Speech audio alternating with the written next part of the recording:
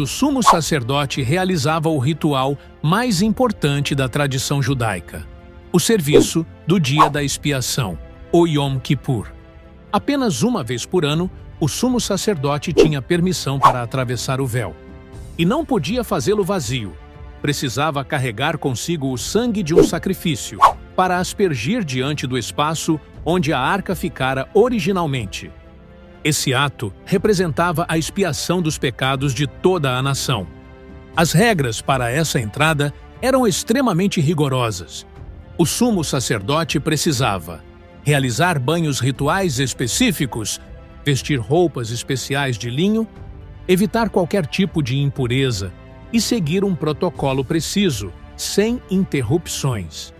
O menor erro tornava o ritual inválido e, segundo a lei, poderia resultar em morte imediata. Mas esse sistema, cuidadosamente mantido por séculos, mudaria de forma abrupta em um único momento da história. Um momento registrado nos evangelhos e confirmado por historiadores antigos. No momento da morte de Jesus, por volta do sacrifício da tarde, o véu do templo rasgou-se ao meio, de cima para baixo. Esse detalhe, o rasgo começar na parte mais alta, é importante. O véu ficava a uma altura onde nenhum ser humano alcançaria sem andaimes gigantescos. Para os sacerdotes que serviam naquele momento, seria um acontecimento sem precedentes. Mesmo sem a arca lá dentro, o véu representava o limite máximo de acesso. Sua ruptura simbolizava o fim do sistema que havia funcionado por séculos. Pouco tempo depois, em 70 depois de Cristo, o templo herodiano enfrentou sua destruição final. Os romanos incendiaram o santuário, derrubaram os muros e desmontaram cada pedra. O ouro derretido escorreu entre as fendas, levando os soldados a remover blocos em busca do metal solidificado. O Santo dos Santos, vazio desde a queda do primeiro templo, foi destruído junto com toda a estrutura.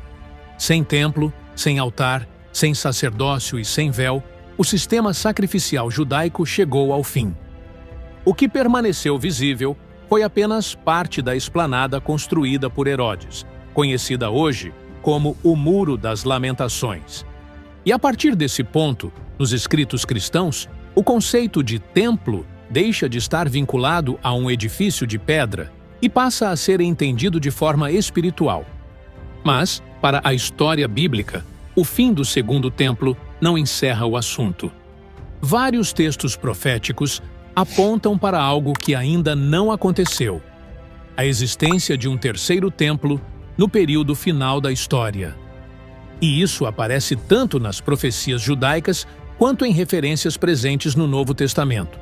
Daniel fala de um período em que o sacrifício diário seria interrompido, algo impossível sem um novo templo.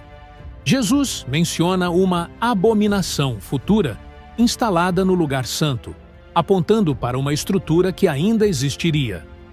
Paulo descreve um líder mundial se assentando no templo de Deus, novamente indicando um novo edifício. E no livro de Apocalipse, o templo volta a aparecer como elemento central dos últimos acontecimentos.